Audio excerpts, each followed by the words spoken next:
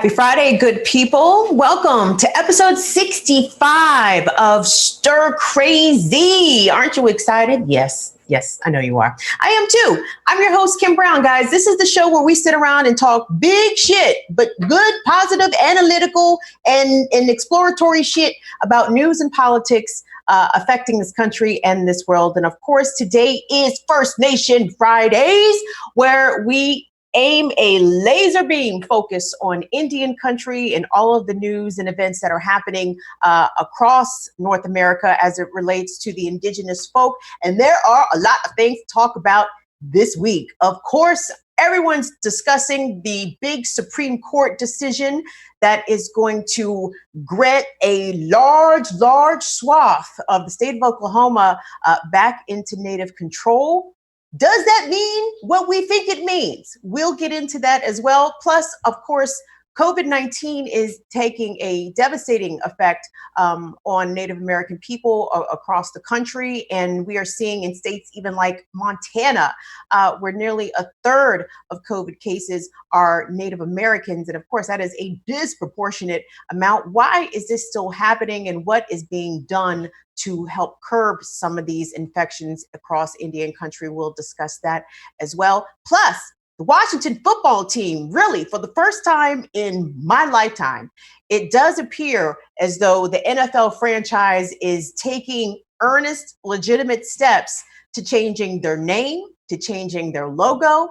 And we know that there has been a lot of organizing and pressure on this franchise for many decades now.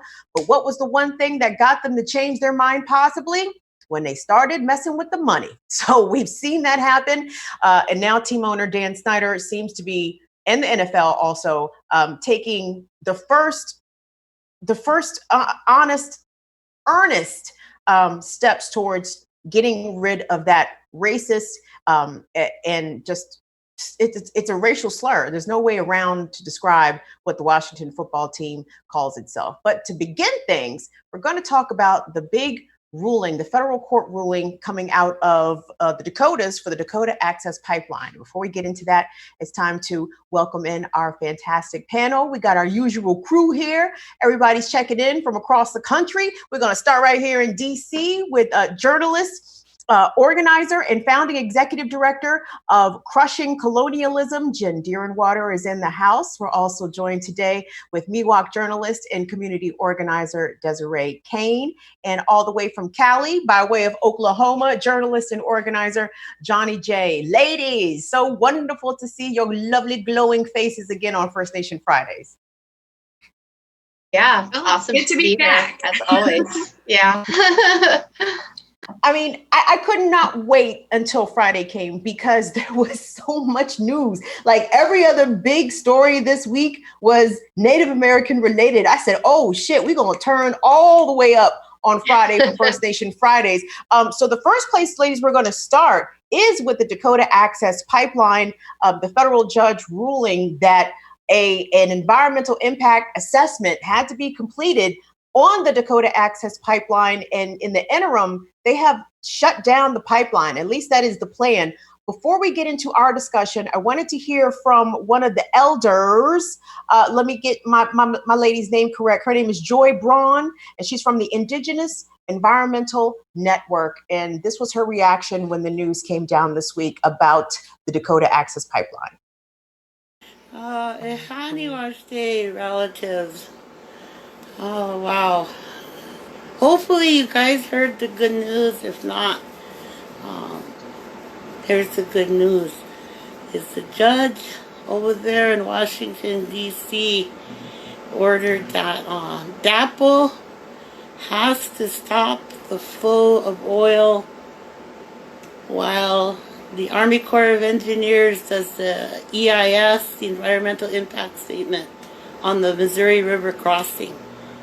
Now, for those of you that have been following the DAPL case since forever, right? We first started camping in 2016. April 1st, 2016, we first started camping. And, but those of you who have been following us know that we've been saying since the very beginning that they needed to do the EIS, especially on the Missouri River crossing, because as it progressed throughout the month while we were up there, we Energy Transfer Partners and Kelsey Warren thought the only thing that they had to do was get permits to cross the Missouri River, and of course that wasn't true. And now the judge has vindicated us once again by doing a almost unprecedented, very rare for a judge to order a pipeline to shut down the production of oil once that oil starts flowing. But they got him to agree to look at the, is it going to be safe to shut it down, or what are the pros and cons of shutting it down? And he made the decision that, yeah, it's slightly dangerous to shut it down, but it's more dangerous to keep the oil flowing. More dangerous to keep the oil flowing while they do an EIS. So here's two big wins right now. So TransCanada, watch out. We're going to shut you down again. TC Energy, we're going to shut you down again. Keystone XL. And this time it's going to be for good. And we're going to win. Because you can't win against the Ocheti Shakoi. You can't win against all the allied tribes, all the indigenous tribes here in so-called America, so-called Canada, all over Turtle Island, because we came together, we united, and all of our allies are backing us up. There's thousands and thousands of us. You can't win against us, so really happy today. Today's a good day. Woke up to that. Oh, Lee, that's a good win. Oh, Lee, that was a good win. And just to get some additional information, the U.S. District Judge James Boasberg on Monday ordered that the Dakota Access Pipeline shut down on August 5th. So this additional environmental assessment can be completed. Desiree Kane, we know that you were out there at Standing Rock. Gosh, you know, to hear the elder right there talk about it from 2016, and here we are in 2020. But you don't think that this decision is all of it's cracked up to be, Desiree? What's your take on this judge's ruling? Well, you know, I think that it's important that we remain vigilant and watch what Energy Transfer Partners does, because Kelsey Warren is refusing to stop regardless. You know, they'll run over sacred sites. They're not going to care about a certain ruling. There is incentive for them to shut down right now. Maybe they get insurance money or pandemic money. If you look at the 5-year stock value of Energy Transfer Partners, it's going down.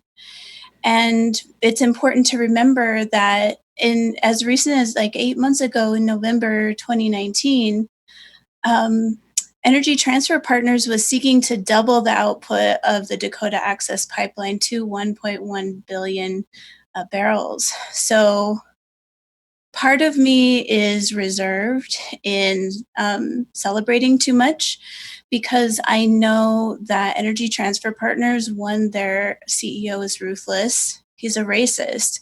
He said that Indigenous people should be removed from the gene pool.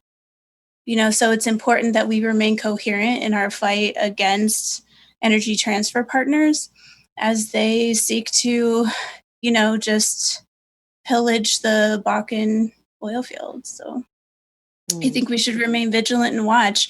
I want to, you know, celebrate, but I also know that the price of oil is so low right now. It's in their best interest to figure out how to not be producing oil in this moment and have what's being called a stranded asset out there. So we need to be thinking about, all right, what is going to be the 5-year strategy for Energy Transfer Partners and the Dakota Access Pipeline? And when you consider everything, I think it's really important not to celebrate too much, because it could be that this EIS is put in the way to just delay loss of inventory for Dakota Access. So call me conspiracy theorists, but we have celebrated before and had the rug pulled out from under us as a movement with Dakota Access. So it's just really important that we celebrate the small victory, but not keep attention on the issue because they're counting on us not. Every time people hear, oh, they shut down the Dakota Access Pipeline, it's got to be done for, 30 days. And here's the CEO's like, no, we're not shutting it down. So celebrate the small victories, but I think that we should remain vigilant and realistic that it's probably not the end of the Dakota Access Pipeline. When the Dakota Access Pipeline is full, it holds 5 million barrels of oil, which is a frightening amount considering that this pipeline runs across sacred lands and through waterways that people depend on. Johnnie Jae, listening to Desiree take a cautious approach, here on the show, since we've been doing First Nation Fridays, we talk a lot about how Native tribes are constantly in court suing either the states or suing the federal government. But this one, at least this week, we came away with a W, or the collective came away with a W. Yeah, it's true. I agree with Desiree. We really do need to be vigilant because I think if you look throughout history and the way that decisions are made, rarely are decisions made for the best interest of Native people. And the decisions that are made for us usually come with this sneaky, underhanded benefit for the other side. Like Desiree was saying, you really have to look at the 5-year plan and how does Energy Transfer benefit from this ruling as well. And that's something that we really need to be vigilant at with any court case, because we may take a win, but depending on the decision that is made, and you really have to watch the wording of these decisions because they really kind of give you an idea of what we need to be vigilant of in the future. And I think we're going to get into that a little bit more with the case with McGirt. And it's hard because you want to celebrate. You want to take this as a win because, as Native people, we fight for so long. We've been fighting for centuries against oppressive power structures, against these genocidal policies and actions that threaten our way of life and our very lives. And you want to celebrate and you want it to be the end. You want to be hopeful, but at the same time, just kind of given the history of the U.S. and our experiences as Native people, we do have to be vigilant because it's never the end. We're always going to be in court. We're always going to be fighting these issues. And it's going to continue to be that way until, we really find a way to assert that Indigenous people are in fact human beings, that we are still here and that our treaty rights are the supreme law of the land. So, we do have to be vigilant because it's very sneaky. The whole system is very sneaky and underhanded. So, we just really do have to keep our eye open and really pay attention to the wording of how these decisions are made and what's being put out into the media, because the wording tells you everything, because, it's always just an insight into what's coming and what we're going to have to fight in the future.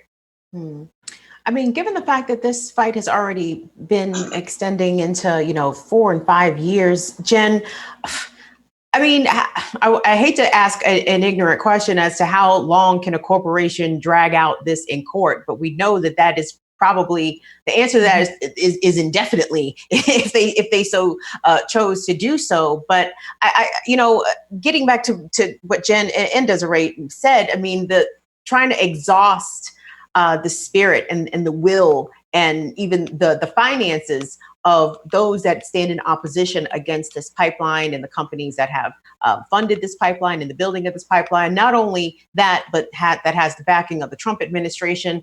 And it's certainly not determined whether or not Trump or Joe Biden wins in November, what the position of the White House will be in regards to the Dakota Access Pipeline. So this could still go on and on for quite some time.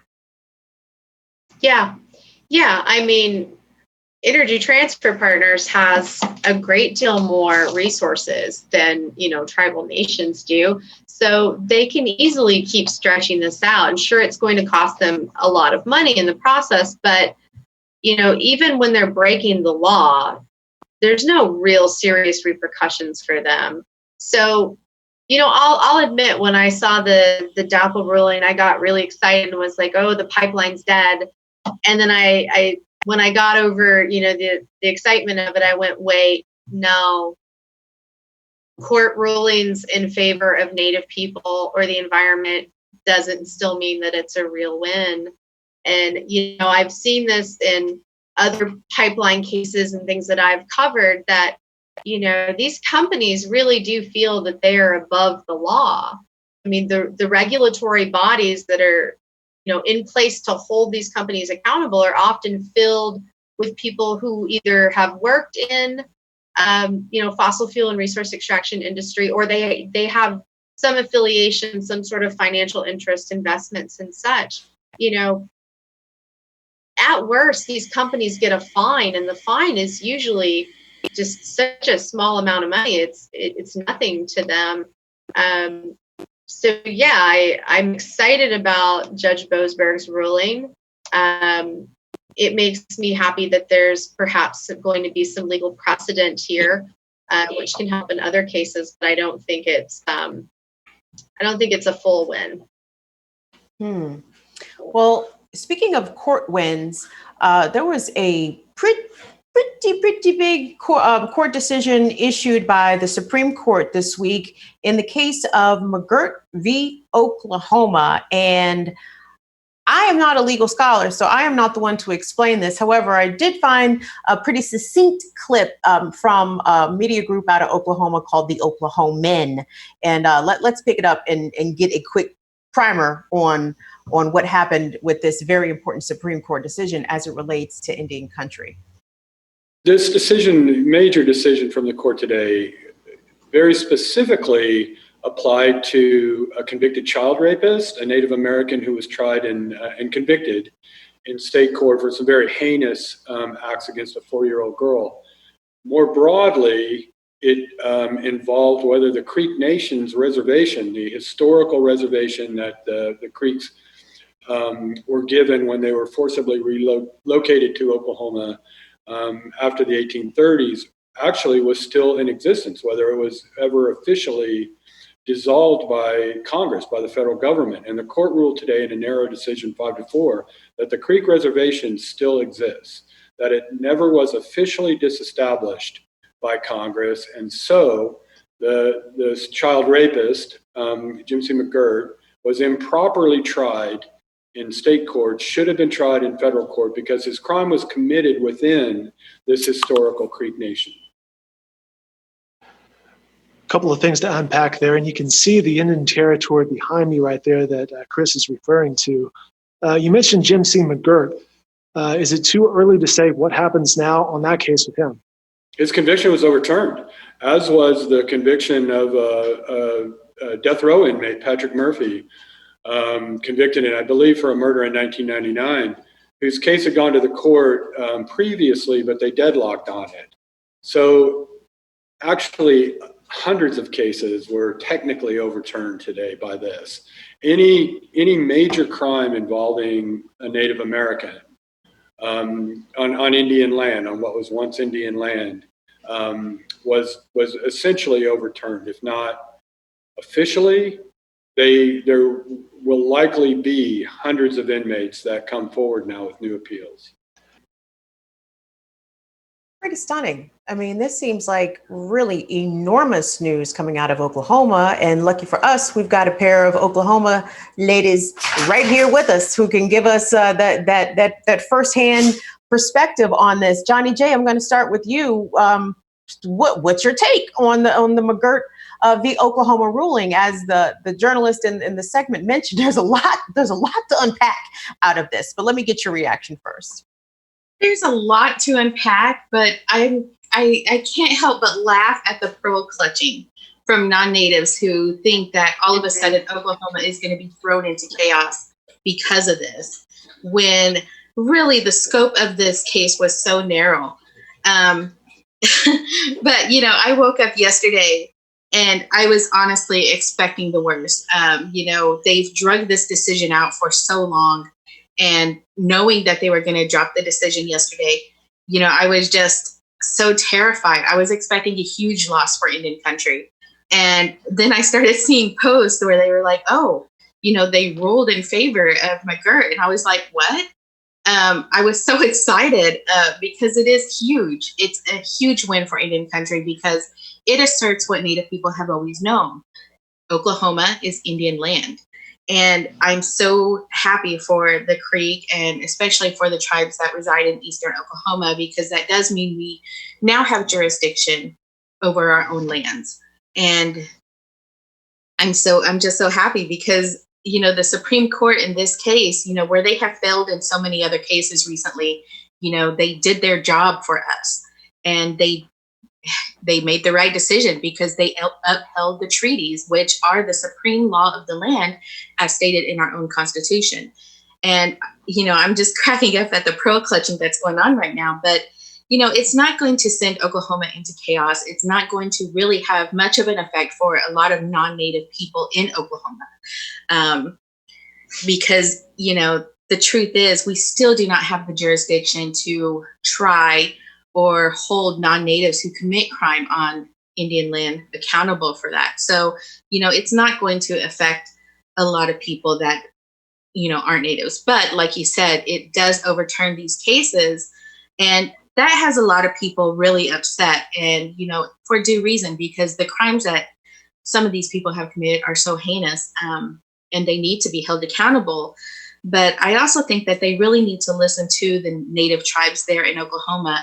The Choctaw, the Chickasaw, the Cherokee, the Creek, the Seminole have all already been working on this in case the decision came down in our favor, to make sure that they wouldn't be able to walk away from their crimes. And it's kind of funny because, you know, he really wanted to overturn his case, and he thinks by going to a federal court that he's going to have an easier time either walk free or get a lesser sentence. But, you know, as I can tell you firsthand experience, that when it comes to violence in Oklahoma, Natives are sentenced more harshly through the courts. We're incarcerated at higher rates. So it's not going to be a walk in the park. You know, I think he just kind of did himself a disservice. And also, you know, thinking that he was going to walk away. It's absolutely not going to happen, because, you know, all the tribes that I mentioned did assert that they will be holding him accountable and making sure that, you know, people whose cases, you know, that they're not going to walk away from being held accountable. And I think people really need to listen to the tribes at this point, just because there's so much disinformation spreading across the media, across social media. And a lot of that has to do with just the miseducation that people have. Nobody knows about tribal sovereignty. They have no knowledge of federal law or tribal law. So, you know, there's a lot of misunderstanding going on. Even Ann Coulter tweeted out the other day, "Sorry, ladies, you're on Indian land." And she posted an article regarding the missing and murdered Indigenous women. And it was very angering to see her do that, just because, you know, it lacked nuance. And it was obvious that she didn't even read the article. Because, you know, as we all know, that most of the violence that we experience as Native women is done by non-Native men. And because we do not have jurisdiction to prosecute those crimes, they often do walk. So it's not tribal law. It's not being on Indian land that leads to injustice. It's just the lack of jurisdiction that we have. And with this case being handed down in our favor, you know, it kind of sets a precedent to where maybe that will change in the future, which will be a good thing, not just for Indian country, but for everyone. I mean, when it comes to the issue of tribal sovereignty, you know, Johnnie, I was seeing some of the reaction on social media from non-natives, more specifically, you know, white folks who may not support this decision. And it's like, why are y'all so upset? Are you afraid that someone's going to come to your home and kick you out and tell you to kick rocks? very similar to the way your ancestors did the natives? Are you afraid? Someone's going to come knocking on your door and tell you to get the fuck out? Oh, yeah. Like, you might be concerned about that, even though that's not what this actually means, Jen Deerinwater. But I wanted to get to a point that Johnnie made regarding what the tribe's intentions are to do with Mr. McGirt, this person who was charged with this terrible assault on this young child. And in the piece that we saw, hundreds of cases are now being at least eligible to be overturned, since these are Native people prosecuted in U.S. American courts, not via tribal courts. Are you familiar, or do you have any insight about what the next steps are going to be to make sure that the people who did commit heinous acts, like Mr. McGirt was convicted of, what do the tribes intend to do now? Well, I'm not an attorney, so I want to make that very clear. And the people who live on some land and do ceremony and such, like, we have our own governments, we have our own elected officials, our own constitutions, various agencies within our nations, and we have courts. We have a court system. But we also have our own forms of traditional justice. And I think that, one, it's just absurd to go onto another nation's land and say that they don't have the right to prosecute those who are maybe not of that land. Like, you wouldn't go to France and say, well, you can't prosecute X person over here because, they're Irish, so they're not your citizens, you can't prosecute them like that. That's absurd. We would never expect that of any nation, yet we expect that of tribal nations. But yeah, we have the inherent sovereign right to make decisions on what happens on our lands. And by no means do I want to see, rapists and violent criminals walking free. And that's not what I believe will happen. What I would like to see happen is that those Native people are prosecuted within tribal courts. And that we also have traditional forms of justice used that are appropriate for said crimes. I'm a sexual assault survivor. I'm a childhood sexual assault survivor. So for me, this is really important. I don't want to see violent folks out walking on the streets. But I also don't think it's right for anyone on our lands, Native or otherwise, to come onto our lands and be able to do whatever the hell they want and then be able to walk free. Like, that is inappropriate. I also want to say, while McGirt is a huge win for the Muskogee Creek and some of the other tribes in the eastern portion of Oklahoma, I think it's really a win for all of our Indigenous people, because anytime sovereignty is upheld for one tribal nation, it's really another way of upholding tribal sovereignty for all of us. I guess I do, though, worry, even though the Supreme Court ruled in favor of tribal sovereignty. I mean, what does that mean? Will the U.S. uphold this? Probably not. They were already breaking treaties. Then the United States has not behaved in the way Supreme Court rulings have gone in terms of Native issues in the past. So I don't know. It's like, I want to be excited, and I am a little excited, but I'm also, I think it's just the way of Native people to want to celebrate any wins we get, but to also still be really suspicious and doubtful. And I'm kind of feeling that with McGirt, being cautiously optimistic. Lot of cautious optimism in Indian country this week. Desiree, I wanted to get your reaction to this Supreme Court decision, but also I wanted, if you guys could help all of us non-natives get some insight as to exactly how tribal courts work. And, if someone is accused of a violent crime such as rape or murder, and it happens on Indian territory. And obviously each tribe is different. Everybody handles situations in a different way. But generally, if you could give us a peek or a little bit of insight as to how these things usually work in Indian country, Desiree. I actually would have to defer to one of the other two ladies because I've never been in a tribal court. Well, what is your reaction to the Supreme Court decision? Let's start there. Well, so I echo what Jen just said. Any decision that upholds tribal sovereignty for one nation is a win for all nations. Tribal sovereignty is something that is really foundational to the way that land ownership is understood on this continent, or rather misunderstood, right? So if the United States were to uphold all of the treaties signed with all of the Native nations, it would fundamentally change the entire way that the United States looks. If it existed at all, to be honest, it might have been treated almost into nothing, which is why the treaties aren't honored. So, I think I just echo what Jen said. I'm cautiously optimistic, but also am really encouraged when I do hear about wins like this where tribal sovereignty is asserted. It just brings things back into balance, even if it's just one step in front of the other.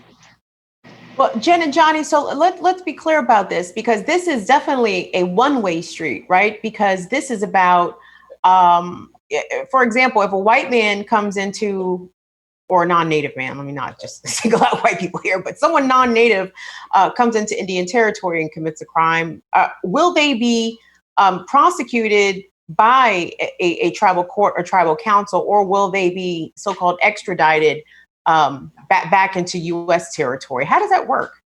Do you guys know? It's very complicated because for the most part, we do not have the jurisdiction to try non-natives in tribal court. Now that's starting to change a little bit through the Violence Against Women Act. It's given some tribes the ability to start addressing non-native violence towards women on tribal land. But it's still very narrow, and very few tribes have actually been able to enact this. As far as non-natives who commit crimes on Indian land, it's considered a federal offense. And so it becomes, really, it's up to the discretion of the federal government on whether or not they want to pursue charges and whether or not they want to try, which is why so many non-natives often walk for crimes that they commit on native land. And it's very disheartening. And I can absolutely see why there's so much fear that, given this decision, that McGirt and so many others are going to be walking free for the crimes that they committed.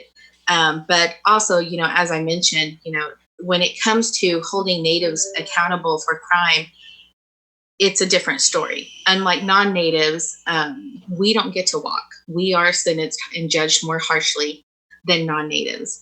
So they will absolutely be held accountable. I do believe that.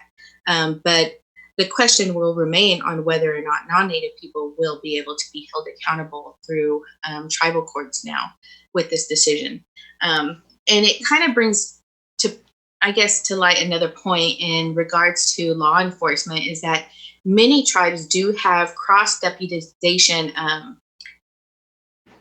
partnerships with local law enforcement. So a lot of reservations and native communities may not have their own police force. So they will allow non-native, non-tribal law enforcement agencies to patrol and be able to arrest people on their land. So there is that. But it gets really complicated, and we've seen so many people, especially non-natives, be able to walk. I was thinking about the murdered and missing Indigenous women, and there was a documentary and an article probably about 5-6 years ago, and it was talking about how non-natives men, especially from man camps around oil fields, would target women and children on native reservations, and they would call our lands the hunting grounds. And it was because they would intentionally go onto native land. They would seek out their victims. They would commit their crimes, knowing full well that they would be able to walk. And it was so disheartening. And it's why, natives, we fight so hard to try and change policy, to be able to practice our sovereignty fully and able to, be able to just really have authority and autonomy on our own lands and not allow these non-native people who come into our lands to hurt people the freedom to walk.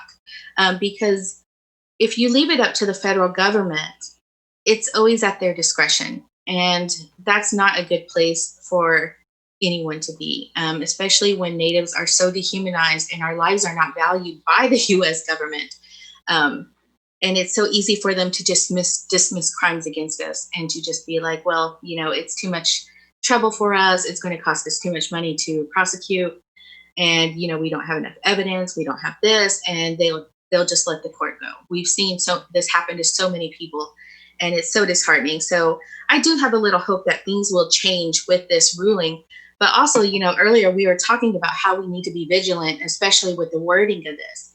And when the opinion came down, which was written by, I'm going to butcher his name, but Justice Gorsuch, he said at the very last part of his opinion that today we are asked whether the land these treaties promised remains an Indian reservation for purposes of federal criminal law.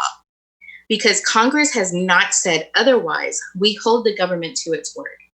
And, I want to be very optimistic about this ruling, but given the wording, because Congress has not said otherwise, that means that we need to be vigilant of what is going to be presented to Congress in light of this ruling, especially because there is so much misinformation, so much pushback already, given people not really understanding what this ruling means and thinking that they gave away a huge portion of the U.S. to, native tribes, which is ridiculous to even think that. But, I think it does set a precedent that we need to be vigilant because this battle is not over.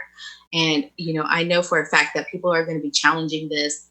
And, we just really need to be vigilant at this point because,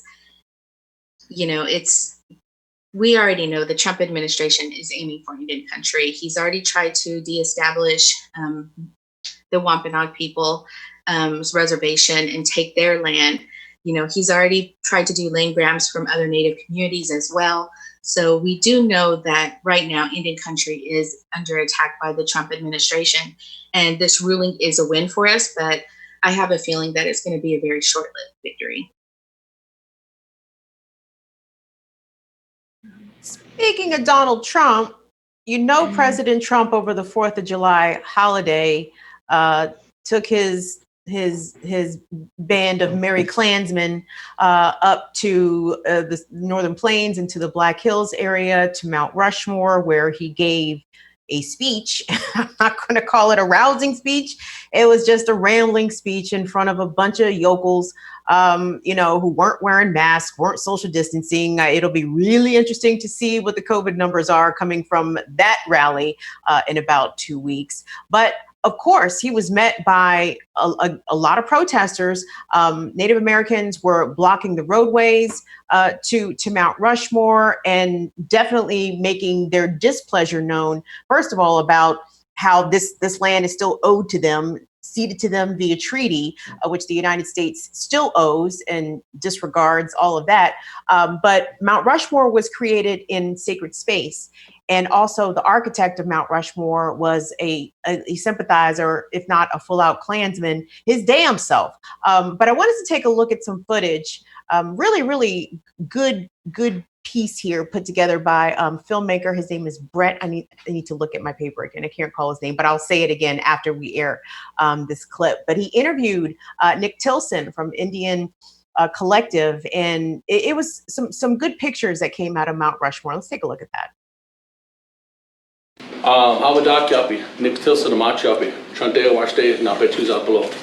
My name is Nick Tilson. I'm of Lala Lakota, and I'm part of NDN. So wait, hold on. And, I want to say, hold on. I don't want to play this one yet. Because Nick got locked up, by the way. They arrested Nick down at Mount Rushmore. There's another clip in there, Dwayne. It says credit to Brent. Is it named Brent Love? I need to look at. Okay, so yeah, let's look at this clip first. Indigenous people have been protesting Mount Rushmore since there was a Mount Rushmore. We have come together as a people to make our voices heard and to represent our opposition to Mount Rushmore as a symbol of oppression, imperialism, and white supremacy and the systematic racism that the history of this country was built on and that is continuing to perpetuate in society today. As a Oglala Lakota, one of our responsibilities was to protect these sacred lands here. It was one of our responsibilities. And we've been fighting to protect this land for generations. And so we're continuing on a culture of resistance and a culture of responsibility that we have as Indigenous people to protect our land and to protect our community and to protect the future generations so that they continue to have this. Long-term justice is liberation of the entire Black Hills and returning to them to the Lakota people. In the interim, we'll take Mount Rushmore. We're not just here against something. We're here to build something new. We're here to build a new world where we can raise our children in, a world without white supremacy, a world that's built on a foundation of liberation and a foundation of equity and justice. See a celebration of a right to resist, to maintain our existence. But then I also see people living in their ignorance because they don't recognize that we're here still. What would justice look like to you? Freedom. Yeah. Freedom. I said it before, capitalism and democracy are not synonymous. In order for us to be free, we have to be independent. We have to know who we are. We have to save our languages and our children. We're fighting for survival. We're fighting through addiction, through suicide, through poverty, through broken treaties, and through an ignorance by an American public that believes that this country was just discovered accidentally, that believes Christopher Columbus didn't cause genocide, that religious institutions weren't a part of killing the Indian to save the man. And until we recognize that history, white supremacy will continue to claw at the minds of everyone. That was from filmmaker Brent Rose. I mean, really beautiful pictures. If you go to YouTube, go to his YouTube page. He did an extended piece about the protests that were happening there in the Black Hills. And we saw a lot of, tribal displays there that a lot of non-natives, including myself, don't understand. Johnnie Jae, however, was on Twitter to let all us non-natives know, like, no, y'all motherfuckers got this shit all wrong. Pop up that Johnnie Jae tweet there, Dwayne. So the photojournalist who was out in South Dakota, who put the video of this gentleman, she said that he was dancing, and Johnnie Jae said, nope, non-natives, before you post videos like this, make sure you ask and accurately, why'd you take it down, Dwayne? Now I can't read it. Oh, okay, there we go. Make sure you ask and accurately state what is going on. He didn't just start dancing. He is counting coup. When we dance in the face of the enemy, it is never just, quote, dancing. It's ceremony, prayer, medicine, courage, and mercy. Yes, snap, snap, snap, snap, snap. Johnnie Jae, explain to us, what's dancing coup? What do we, tell us, break it down for the non-natives here so we can understand. Counting coup is the act of being able to get close enough to your enemy, to be able to touch them, to be able to even steal something from them and not cause them harm or death. It was the ultimate act of bravery for a lot of Plains tribes, especially for the Lakota, the Crow, and I believe the Cheyenne. And, when I saw that video, I was just like, holy moly, that is the most amazing thing I've seen. It was so powerful. And there was a moment when he was dancing and he got close enough to the officer to touch his leg with the fan, and the officer kind of jumped. And I laughed because I was like, that's what victory looks like. And a lot of people were like, especially non-natives, were just thinking, oh, that's nice, he's blessing him. Really playing into this spiritual native trope that we see time and time again, that we're, these spiritual beings and paint with all the color of the wind kind of natives. And I was cracking up because I was like, no, that was literally an act of war right there. And he just declared victory. And, I really felt the need to have to explain that so people would know what was going on in that moment, because he wasn't just dancing and they weren't just singing. They were declaring victory. And it was an amazing act to see especially in that moment, and especially given that, just probably moments later that they were being tear gassed, that they were being arrested by police, which is really just as American as you could get, to be celebrating the independence of America while also enacting violence towards the indigenous people of this land. But it was really nice to kind of see the response and people wanting to understand more and learn more about what that was, and that it wasn't just dancing, that it wasn't just a blessing, and then also kind of wanting to dispel some of those stereotypes as well. So it was really good to see the response to that video, and it was just so powerful that now when people watch it, they will know that that wasn't just dancing, it was an act of war, and he declared victory. And, the recent movements that we've seen towards police brutality in this country, it was just so much, it made me more hopeful. And because I know that there's so many people out there working to eliminate police brutality, to work for justice for all people, and to see him do that act in that moment, really kind of reminded me that, yes, victory is ours in this case, because, people are standing up, they're speaking out, and they're not going to let this go unchecked for much longer.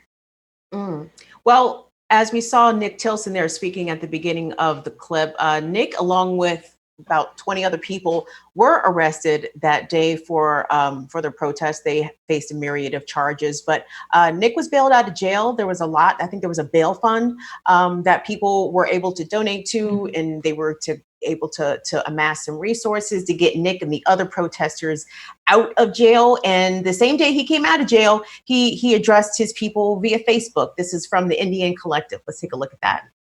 Awadakiapi, Nick Tilson Amachiapi, Trante Washte, Nape Tuzapalo.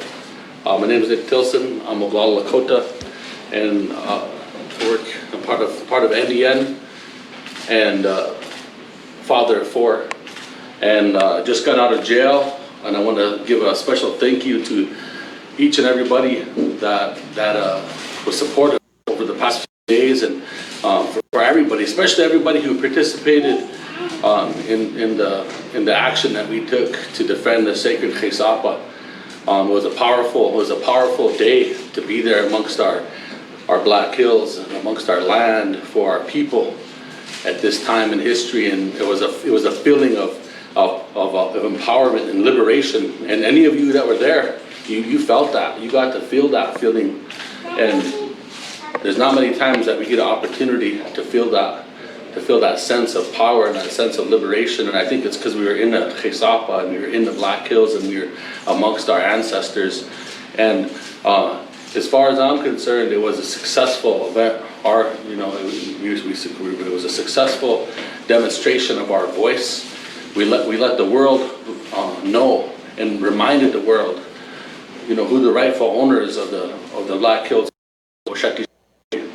And we made it clear that the President of the United States wasn't welcome in our territory without the consent of prior informed consent of our people and of our tribal leaders. And so, everything that ended up that took place on that day was a powerful experience, and it instilled pride and hope and courage in myself, and I got to see that same thing in all of my people's eyes that were there, and all of you that were listening and following on social media and through the media. I wanted to thank you, because we felt that strength and we felt that courage, and we felt that each and every one of you was there to support us. And even when I was in jail, I'm just now learning. I just got out within the last half hour, and just learning of all the outflow of support for myself and all the brothers and sisters to this ask, and we just wanted to thank each and every one of you out there. Desiree, when I hear Nick talk about, first of all, how he and his people showed the world who the rightful owners of the Black Hills are, and that the President of the United States was not welcome there, I look in his face and I see how spiritual an experience it is for this generational resistance to this ongoing colonialism and theft and violence towards Native people in the United States and in Canada. Shout out to Canada. Also, we know the First Nation people are going through it and have been since the ships first landed here. But talk to me about how it's a lifelong struggle, right? Like it doesn't end. It very similar, to Black Americans. Like, this is not just your struggle. This is not just your grandmother's struggle. This is a struggle that goes back now generations. But to see Nick Tilson, I'm like, man, the Democrats, how can Democrats swap out Joe Biden for Nick Tilson? Because Nick Tilson is about it. I love him. What is your take about what you just saw happening that happened in the Black Hills over the 4th of July? I think I have a lot of respect for the people who showed up, including the elders who went into the Trump rally. And if you listen, they told the truth in a room or in a area full of people who wanted to see them dead. So I appreciate the inside-outside strategy to really drive it home that Trump is a total racist, sexist bigot.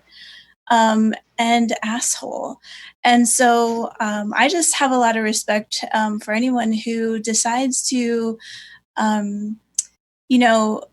put their prayers into action. I know that was something that we saw also at Standing Rock was when you have Native people, many times our spirituality and our lifeways are inextricable from one another.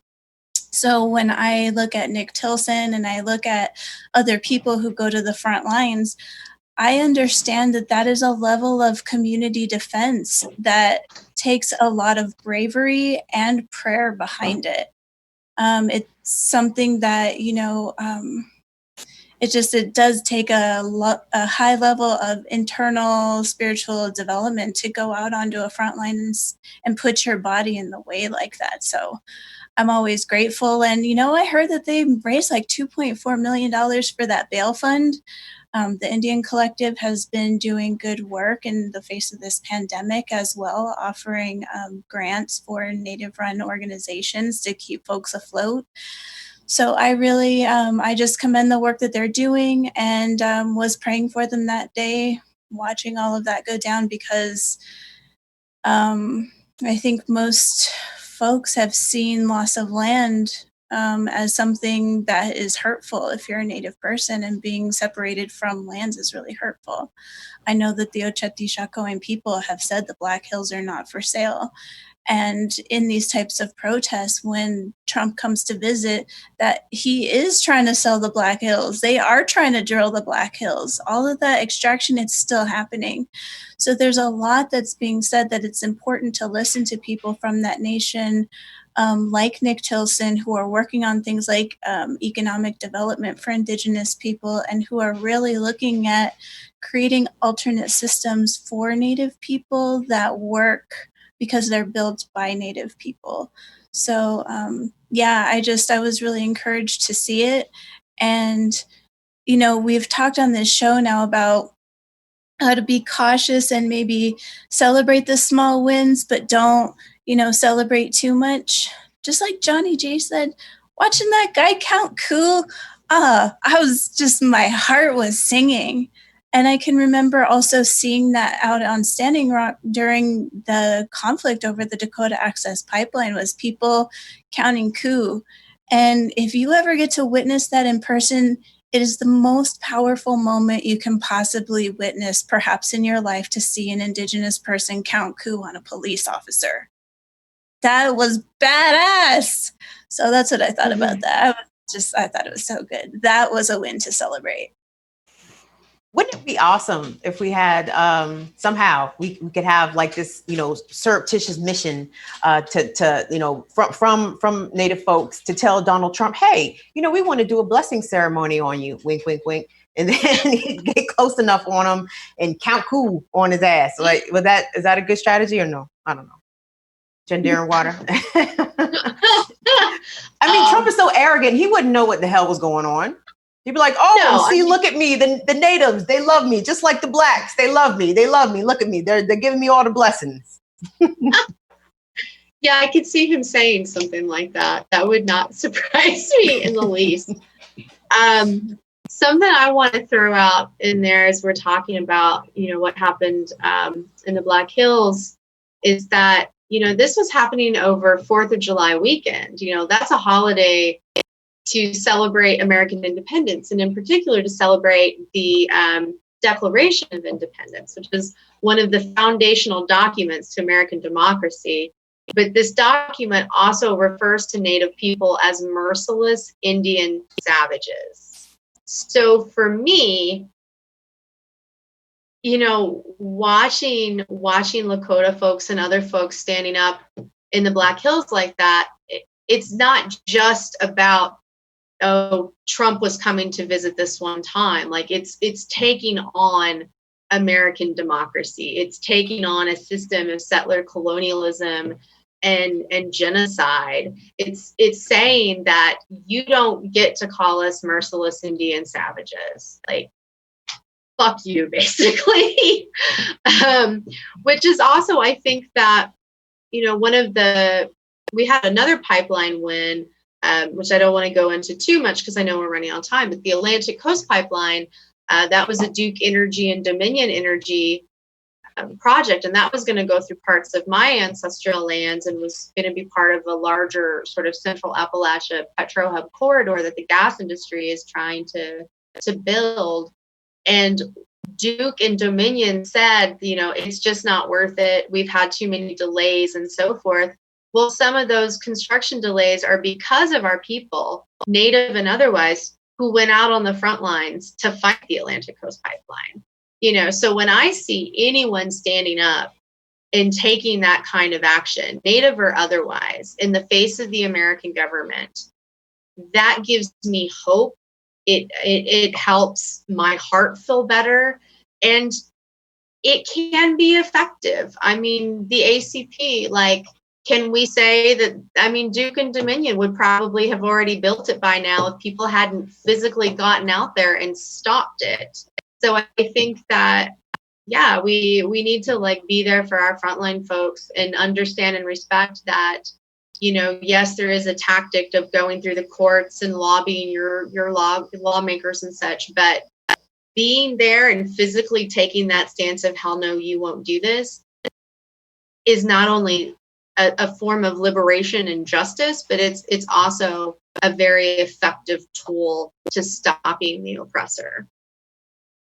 Yeah, that Atlantic Coast Pipeline was tremendous simply because, the Supreme Court had just ruled a case in their favor, right? Allowing them to go ahead and make this pipeline. And then all of a sudden, the universe interceded and they voluntarily said that they weren't going to do it. So that was quite serendipitous. I was very encouraged to read that too. Ladies, I know we're running out of time, but I have to get to this because, we had discussed the situation with the Washington football team, the NFL franchise based here in Washington, D.C., which uses an offensive and racist logo and name of the franchise. And we had talked off camera about some of the movement that had been happening. But over this past week, somebody cut the brakes on this whole situation because it is moving much faster now in the past 7 to 10 days than I have seen it move in the 40 or some years in this area. So let's take a look real quick at some of the news that has been happening, because what I imagine got things rolling was the announcement from Nike that Nike was no longer going to sell team apparel carrying the name of the Washington franchise. That was followed by Amazon, then FedEx, which has naming rights over the stadium. FedEx Field, right down the street from where I live. FedEx said, y'all gotta change this fucking name, man, because this shit ain't working for us no more. And now NFL Commissioner Roger Goodell says that he supports efforts by team owner Dan Snyder in order to try to change the name. So whereas the name has not yet been changed, it seems as though the intention, like never before, is there. And of course, we know that despite the years of organizing and lobbying from Native folks to the NFL to Dan Snyder to get this name changed. It is mostly fallen upon deaf ears, especially when it comes to Dan Snyder. He said 7 years ago that he would never change the name of this franchise. And now the money moved in and said, well, Dan, this is a whole new day. I mean, even 3 of the minority owners of the Washington football franchise said that they wanted out. They didn't want to do business with Dan Snyder anymore. A lot of it having to do with the name of this franchise. So start with you, because you're right here in DC area, and you know how people feel about this franchise and about the name of the franchise. And you, like me, have seen white folks, black folks say that they don't have a problem with the name, it's tradition, it's this, that, and the third. But really, for the first time ever, Jen, guys are starting to have changing this name. What have I was really shocked to see people of color, Latinx, Asians, most of the people I'd see would be white, but and I feel like maybe it's finally getting through to some people that this isn't okay. And I think that that's wonderful.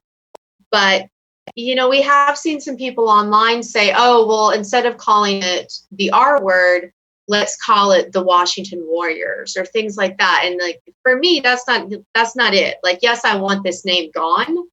It is horrifically traumatizing to have to see that word and that imagery every day living in DC. Like, I cannot properly explain the level of pain and rage that I feel every time I see it. Especially now when I see people running around wearing masks to protect from COVID that have the DC football team stuff on it. Meanwhile, Native people have some of the highest contraction rates in the country. But I don't just want the name gone. I want the mascots gone. So, like, okay, let's say, great, we get rid of the name and imagery of the DC team. Now, what about the Kansas City Chiefs? Are we going to let them keep that name? Because they shouldn't. We need to get rid of all of this. It's also been kind of interesting. I say interesting when really it's been comical and infuriating how some white folks have come out saying that, oh, we support this name change, like Alyssa Milano, who has made money for years off her NFL clothing line. And, Native people have been after her for years, telling her, like, you're doing harm, you can't do this. And she actually put out a tweet, I think it was last week, maybe the week before, saying, oh, this has been a cause near and dear to my heart for years, change the name. And I don't know, I think it really does take money talking. But I do think that we've had enough uprisings and conversations and forced conversations in some ways around like racial injustice and just what America is. And I think maybe that's helping to push this issue forward. But I just want the mascots gone. I want them entirely gone. No more mascots. And I don't want to have to see people wearing this nonsense.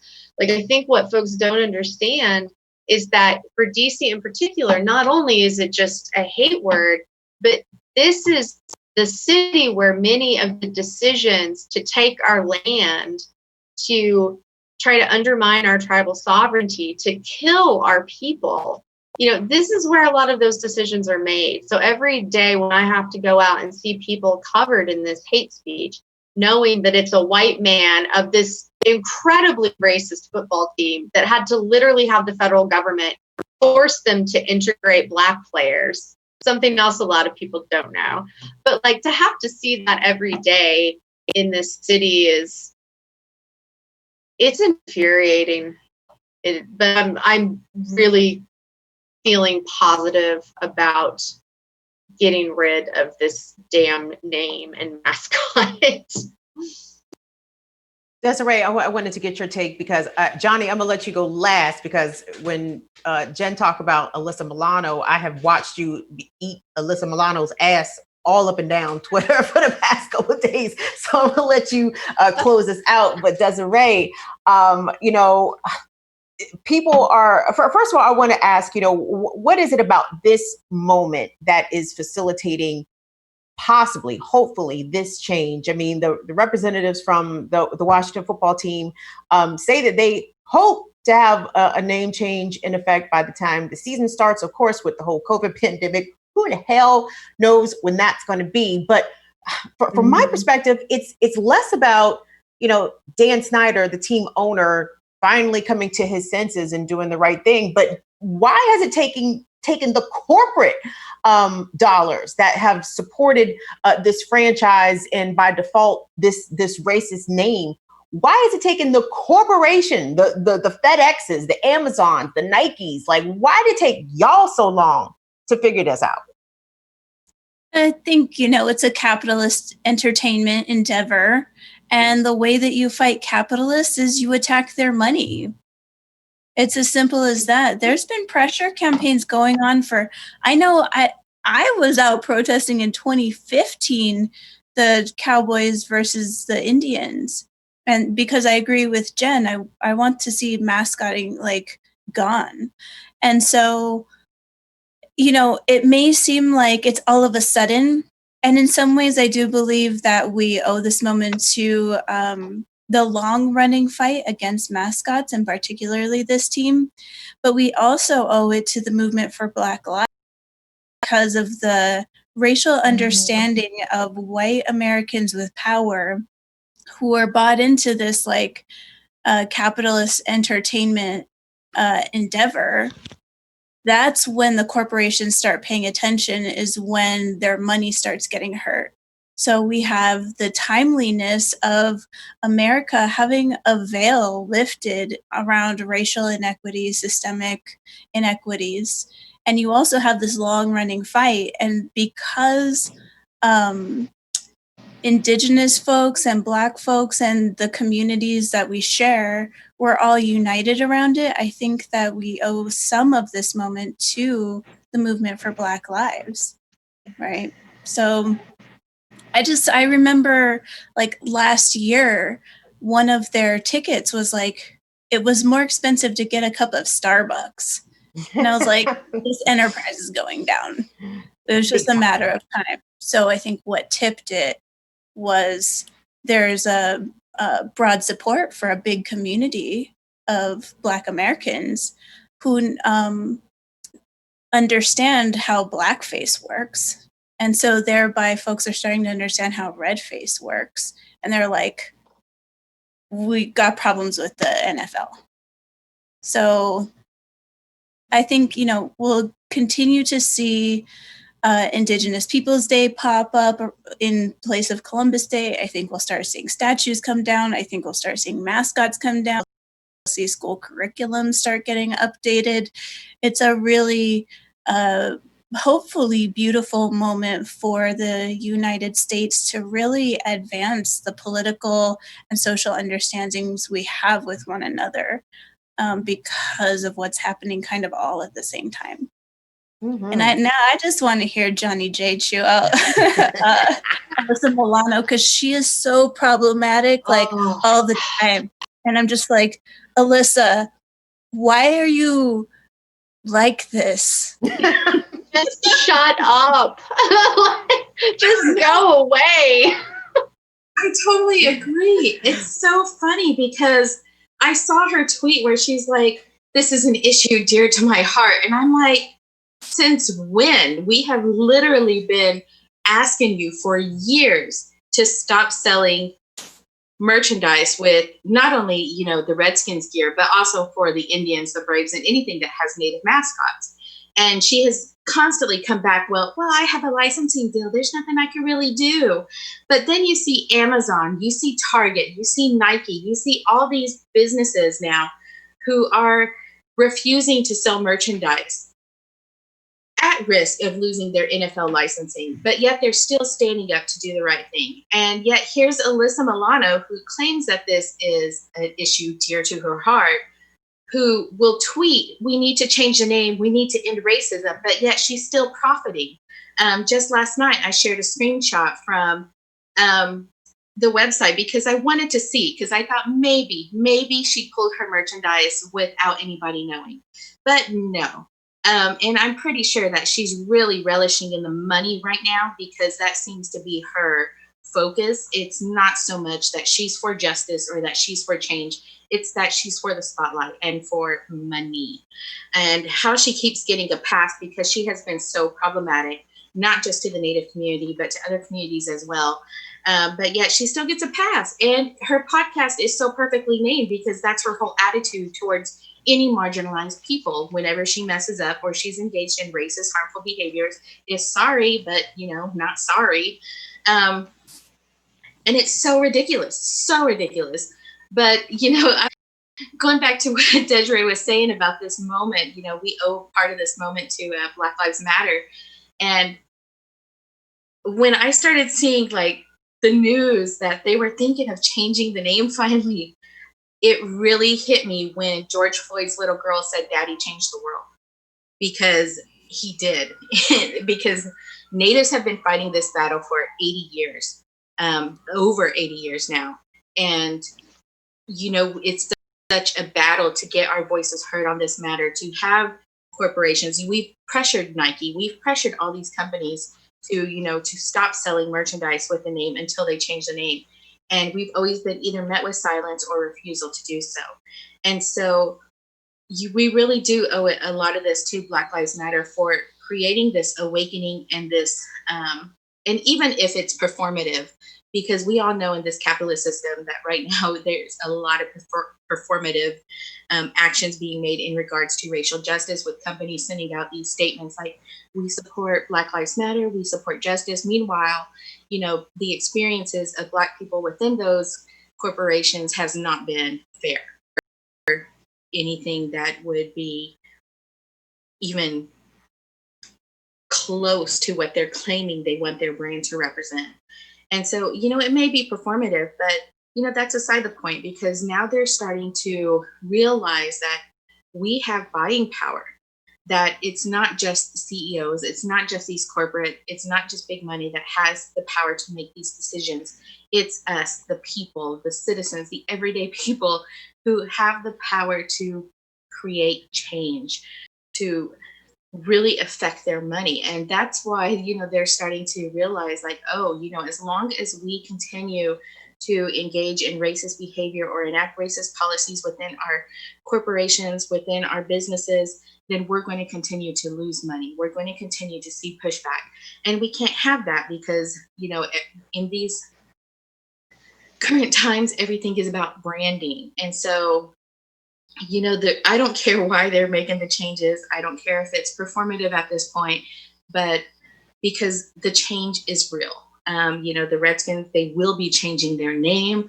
And now they're saying they're not going to stay away from Native imagery altogether, which is a huge win, because there was a news report not too long ago that was stating that, they were going to change the name, but they also wanted to honor Native veterans. So they wanted to keep the Native imagery. And that was really problematic, because that's not the goal. We don't just want to see the name change. We want to see an end to all Native mascots. We want to see an end to Native stereotypes. And we just want to see it change. Like, we don't want Band-Aids. We want real change. And the fact that this is all happening, and it is happening a little quicker than we expected, because honestly, I didn't think I'd see this in my lifetime. I figured maybe in, the future generations would see the change, but not me. So I'm happy that this might be a reality I get to see in this lifetime. But I'm just really excited right now. And, to Alyssa Milano, we're still watching you, girl. We see you. And, you may be getting away with it right now, but other people are going to see your true colors too. It's just a matter of time. Oh yes, social media is an amazing way for people who have clout or big platforms or celebrities to get their feet held to the fire. I know everybody probably read that letter from Harper's Magazine of all those whiny McWhinersons. It's like, shit it. Stop whining about cancel culture. Maybe how about y'all stop sucking?